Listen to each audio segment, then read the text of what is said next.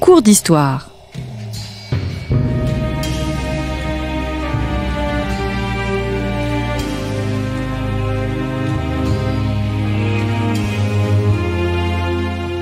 On retrouve Christophe Dickès. Chers auditeurs, bonjour à toutes et à tous. Très heureux de vous retrouver sur Storia Voce, le podcast du magazine Histoire et Civilisation. Amable Sablon du Corail, bonjour. Bonjour. Merci d'être revenu à notre micro. Vous êtes historien, auteur de La guerre de 100 ans, Apprendre à vaincre. Vous êtes passé par la grande école nationale des Chartes. Vous êtes docteur en histoire et actuellement conservateur général du patrimoine aux archives nationales. Je vous ai reçu la semaine dernière pour entamer donc une série de nos cours d'histoire. Le premier était consacré à la définition de la guerre de 100 ans. Nous allons voir aujourd'hui si la guerre de 100 ans a participé à l'élaboration de l'État moderne. Et enfin, nous verrons la semaine prochaine comment, au fond, la France a gagné cette guerre. Donc, nous entamons cette deuxième partie consacrée au rôle que joue la guerre de 100 ans en tant que matrice, en quelque sorte, de l'État moderne et, disons-le, d'absolutisme. C'est un terme qui vous est apparu très rapidement, ce terme d'absolutisme, parce que l'absolutisme est généralement lié, on va dire, au XVIe, voire plutôt au XVIIe siècle, avec l'absolutisme Louis XIVien. Alors, on sait que les origines de l'absolutisme peuvent remonter aussi avec les travaux de Lidwin Scordia à Louis XI. Jacques Crinen parlerait, lui, de Philippe le Bel. Oui, bien sûr. Oui. Quand est-ce qu'est arrivé pour vous cette évidence qu'il fallait parler d'origine de l'absolutisme au moment de la guerre de 100 ans ? Eh bien, parce que ce qui m'a frappé, c'est la différence entre la trajectoire de la France et celle des autres États européens. Puisque, à l'issue de la guerre de 100 ans, le roi de France est le seul à pouvoir imposer d'autorité ses sujets sans passer par les assemblées représentatives, donc les États généraux en France, mais le Parlement en Angleterre, les Cortes en Espagne, etc. C'est-à-dire qu'il existe partout des assemblées représentatives en Europe dont il faut demander l'accord avant de lever des impôts. Et le roi de France a réussi ce tour de force de pouvoir s'en passer.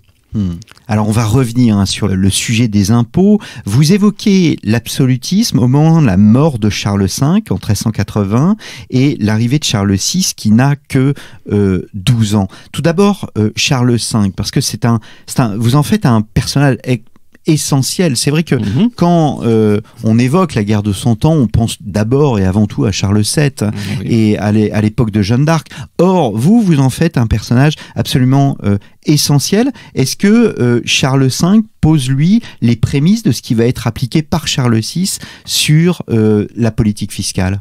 Ah oui, absolument. C'est vraiment celui qui a défini la stratégie qu'allaient suivre avec régularité les rois de France, et en particulier Charles VII et Louis XI. Donc c'est vraiment lui qui a conçu cette approche globale dont on parlait la semaine dernière. Voilà. Alors il faut dire quand même que Charles V a été très tôt réhabilité. Dès le XIXe siècle, on en a fait l'un des plus grands rois du Moyen-Âge, et à très juste titre, à mon avis. Et puis évidemment, François Autran a écrit sa grande biographie de Charles V il y a déjà une trentaine d'années de cela, il me semble. Quel bilan peut-on faire de ce règne, qui est un règne assez court au fond? Il reste une quinzaine d'années au pouvoir. Oui, c'est ça, une quinzaine d'années. Il meurt assez jeune.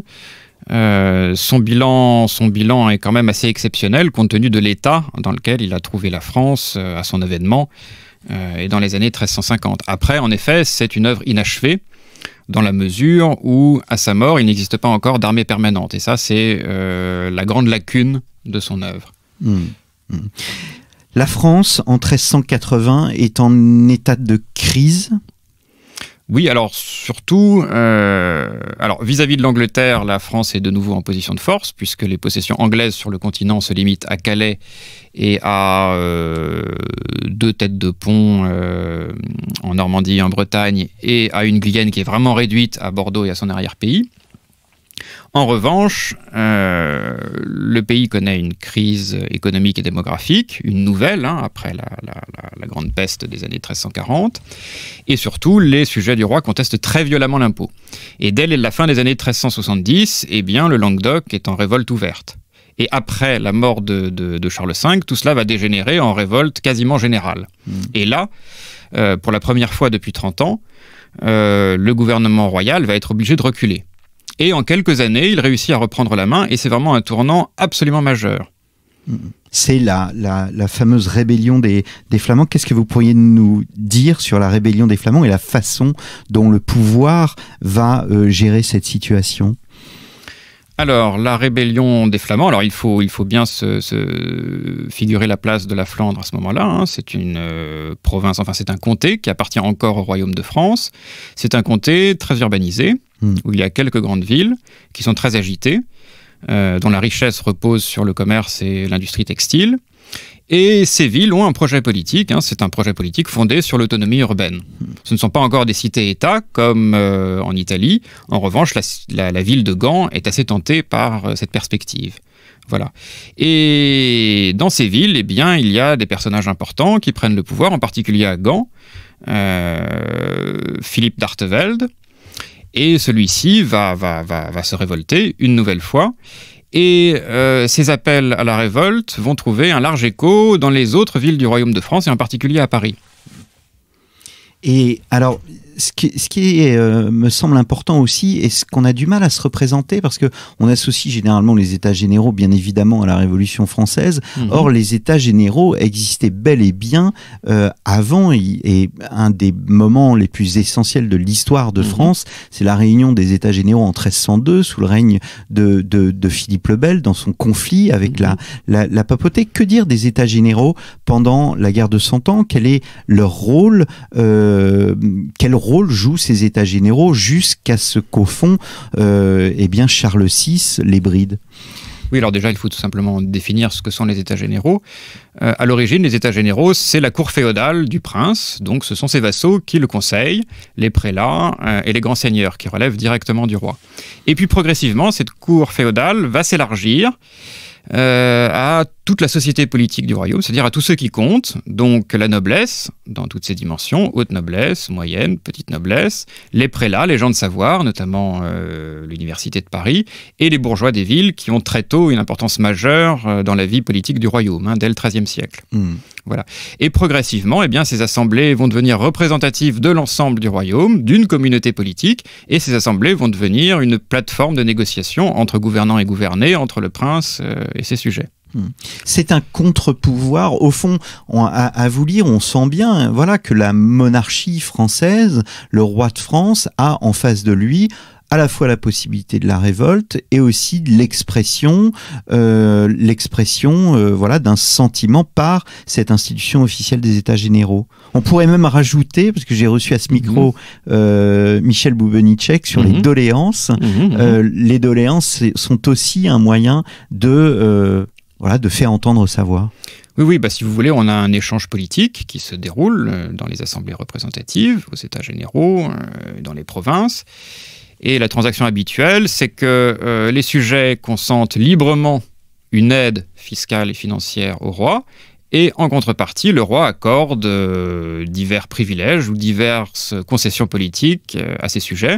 Ça peut être la stabilité monétaire, très importante. Ça peut être la confirmation de certaines prérogatives judiciaires, enfin tout un tas de choses. Ça peut être aussi la diminution du nombre des officiers royaux, puisque déjà à l'époque, on trouvait qu'il y avait trop de fonctionnaires. Voilà. Enfin voilà. Donc c'est un jeu où chacun concède quelque chose à l'autre. Le principe étant que le roi n'est pas un tyran, il gouverne des hommes libres qui lui obéissent librement et sont contents, par amour, dit-on, d'aider le roi lorsque le roi a besoin de l'aide de ses sujets pour assurer la paix intérieure et extérieure. Alors comment l'absolutisme fiscal, puisqu'il s'agit bien de cela, l'absolutisme fiscal, a été possible alors que le contexte est très, très défavorable? Enfin, à vous lire, on voit bien qu'il y a toutes ces révoltes, toute cette contestation, cette situation de guerre, et en même temps, eh bien, on voit comme une révolution qui s'opère. Oui, alors vous avez tout à fait raison de souligner que la culture politique de l'époque est très hostile à l'absolutisme. Vraiment très hostile pour tout un tas de raisons. D'abord, l'origine de cette culture politique, elle est triple. Il y a la culture féodale, qui implique une transaction inégale, certes, mais quand même une transaction entre le suzerain et ses vassaux. Et il y a la tradition germanique, également, ces rois francs qui étaient plus des chefs francs qu'autre chose, qui devaient solliciter l'avis des hommes libres. Et il y a bien sûr tout l'héritage gréco-romain. Voilà. Donc il y a une sorte d'inconscient démocratique dans cette Europe de l'époque. Voilà, donc comment est-ce que les rois de France ont triomphé malgré cette culture politique défavorable? Alors grâce à leurs juristes certes, mais surtout grâce aux circonstances politiques, et notamment l'écrasement de la révolte des Flamands en 1382 joue un rôle absolument majeur, puisque Charles VI, au retour de son expédition de Flandre, va pouvoir soumettre toutes les villes, et la répression va être terrible. Quelle est la limite de cette politique? Je veux dire, on ne passe pas, et bien évidemment, d'un régime seigneurial à un état fiscal moderne en le décrétant, ou bien, comme le 4 août 1789, en abolissant des privilèges. Combien de temps, au fond, il a fallu pour qu'on passe de ce régime seigneurial et féodal à cet état fiscal moderne? Alors déjà, il y a les défaites françaises qui montrent que l'armée royale n'est plus du tout au niveau. Et il faut trouver des ressources pour avoir en permanence une force sur le pied de guerre. Donc il faut solliciter les sujets. Dans les années 1340, il y a les premières grandes séances d'états généraux qui permettent de mettre en place certaines impositions, mais qui ne valent que pour 1 an, 2 ans, etc. Et après, il faut renouveler le round de négociation avec les assemblées représentatives. Première étape. Deuxième étape, c'est la bataille de Poitiers et la capture de Jean le Bon. Et là, le paiement de la rançon de Jean le Bon, énorme, 3 millions d'écus, va poser les bases du système fiscal moderne, qui va durer jusqu'à la Révolution. Et même d'ailleurs au-delà pour certaines impositions. Et après, troisième étape, nous avons la grande révolte de 1380, suivie de sa défaite. Et dernière étape, nous avons les victoires de Charles VII et la création de l'armée permanente, adossée à un impôt qui est permanent lui aussi, c'est la fameuse taille des gens de guerre. À chaque fois, le pouvoir, et c'est une constante de l'histoire, montre l'état de nécessité. Oui, alors c'est sûr que c'est le tour de force des rois de France d'avoir créé un état de nécessité, un état d'urgence permanent. Voilà. Et qui n'est pas que fantasmé, c'est-à-dire qu'effectivement, la guerre de 100 ans s'arrête pour nous en 1453, mais il faut rappeler qu'il n'y a jamais eu de traité de paix signé avec l'Angleterre. Les Anglais n'enlèvent qu'en 1802 les fleurs de lys dans leur blason. Donc, même après la défaite anglaise en Guyenne, eh bien, on est toujours menacé par des descentes anglaises sur les côtes, etc. Donc, cette armée permanente de fait, eh bien, est toujours considérée comme utile. Voilà. Donc l'absence de paix formelle avec l'Angleterre a joué aussi un rôle majeur dans la perpétuation de ce système fiscal et militaire. Quelle a été la place des juristes? Vous les avez évoqués, ils ont leur place. Est-ce qu'elle est importante ou au contraire, est-ce qu'elle elle reste dans l'ombre et que c'est un levier que n'utilise pas le monarque? Alors, le rôle des juristes est très important, il a été souligné par beaucoup d'historiens.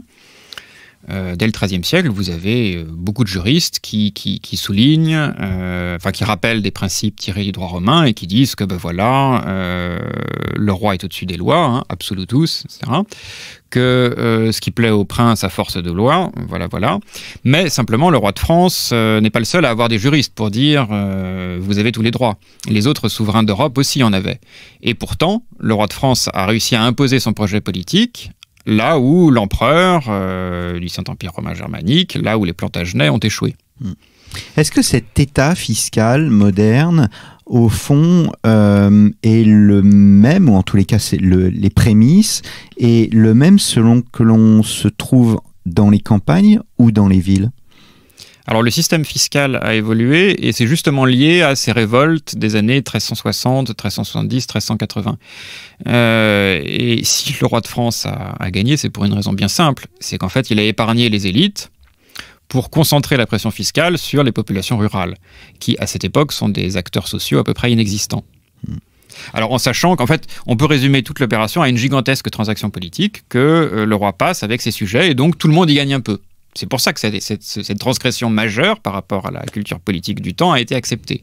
D'abord, la noblesse est exemptée d'impôts et elle bénéficie des retombées de la fiscalité royale. Les grands seigneurs touchent des pensions Et la moyenne et la petite noblesse gagnent de nombreuses places dans la nouvelle armée permanente. Voilà, donc, il y a bien sûr énormément d'officiers royaux qui sont des nobles.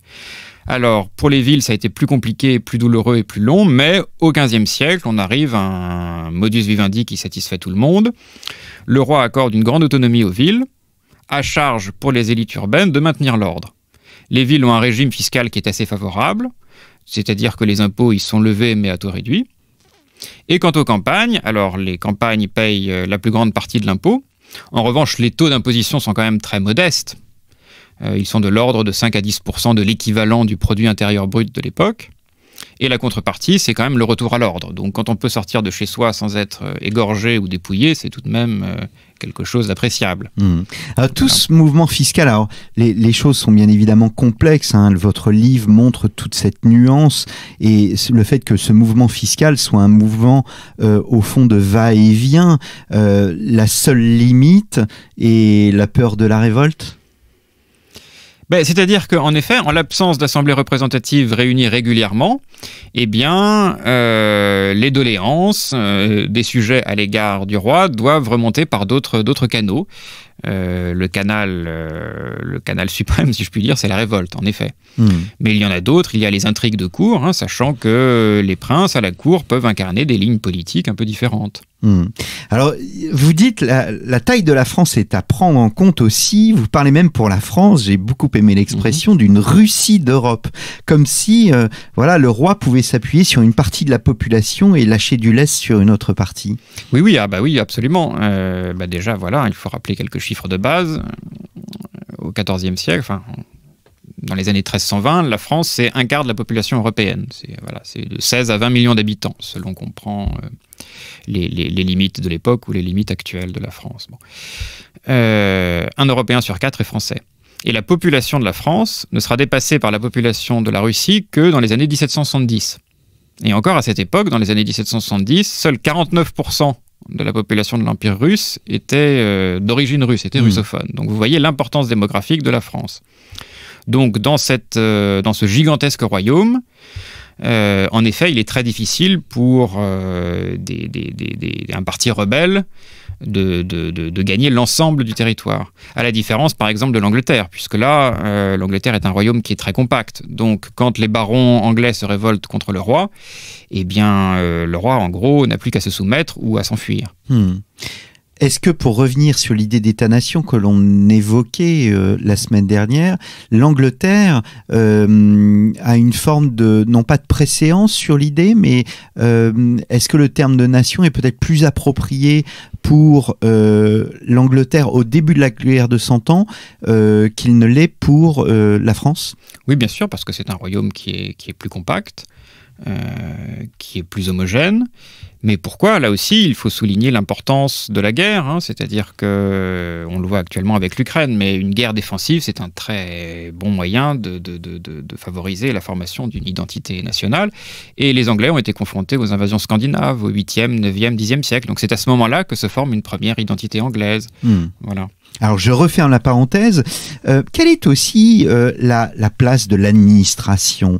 Ce qu'il y a de fascinant, c'est de voir dans votre bouquin que vous expliquez que la guerre ne va pas réduire l'activité de cette administration. On peut se dire, on est en état de guerre, voilà, il y a ce royaume de Bourges là, réduit à sa portion congrue, et l'administration est toujours là. Et mieux que cela, vous estimez qu'elle est dédoublée. Oui, alors, la grande nouveauté, c'est que quand même, pour la première fois, le roi de France va découvrir son royaume, puisque avant... Alors on sait que la monarchie française est itinérante, mais en fait elle l'est assez peu. C'est-à-dire que Saint-Louis et les Capétiens directs en fait résident essentiellement en Île-de-France. Alors ils voyagent dans leur royaume pour des pèlerinages, pour des campagnes, mais ils sortent en fait très peu de l'Île-de-France. Et là, Charles VII va être obligé de gagner le centre du royaume, qui est une partie qui avant avait été très peu exploitée par le pouvoir royal. En gros, 80% du pouvoir royal, de ses recettes, provenaient de l'Île-de-France, de la Champagne, de la Picardie, de la Normandie et du Languedoc. Tout le reste du royaume était à peu près vierge d'exploitation de la part du pouvoir royal. Voilà. Et donc ce repli au sud de la Loire va permettre d'homogénéiser, non pas le royaume, mais l'emprise du roi sur son royaume. Et donc l'administration se développe. Oui, elle se développe. Alors bon, il ne faut pas non plus exagérer. Qu'est-ce que c'est que l'administration royale ? C'est quelques dizaines de baillis, quelques centaines de sergents royaux, l'équivalent d'huissiers plus que de policiers dans chaque bailliage, et ce sont quelques juridictions. Autrement dit, l'ensemble de l'administration royale compte peut-être entre 5 et 10 000 officiers. Je mets de côté 10 000 officiers civils, je mets de côté l'armée, bien entendu. Voilà. Et ces hommes, quelle est leur représentation de ce conflit, de cette guerre, de ce royaume de France, de cette administration? Est-ce qu'ils ont conscience de ce développement, de ce qu'ils se mettent en place? Oui. Je veux dire, par opposition, on parle de révolution militaire, et vous montrez bien que le terme de révolution militaire, il n'existe pas parce qu'il est sur le temps long. Est-ce que là aussi, on peut parler d'une révolution administrative ? Révolution administrative, peut-être pas, sauf encore une fois, au moment où on met en place une administration fiscale qui d'un coup va doubler quasiment le nombre d'officiers royaux. Et ce qui est passionnant, c'est que c'est le moment précis où se pose la question du coût de la fonction publique en France. Voilà, le premier plan de réduction massif de fonctionnaires, si je puis dire, date de 1388, parce que tous ces fonctionnaires quand même commencent à recevoir des gages qui pèsent sur le budget royal. Voilà. Alors, on arrive au terme de cette émission. Peut-être une dernière question qui ouvre à la prochaine émission. Est-ce que la conséquence, au fond, de cette révolution fiscale, de ces changements fiscaux, c'est une meilleure prise en main du royaume? Est-ce qu'on peut parler d'une plus grande homogénéité du royaume au sortir de la guerre de 100 ans?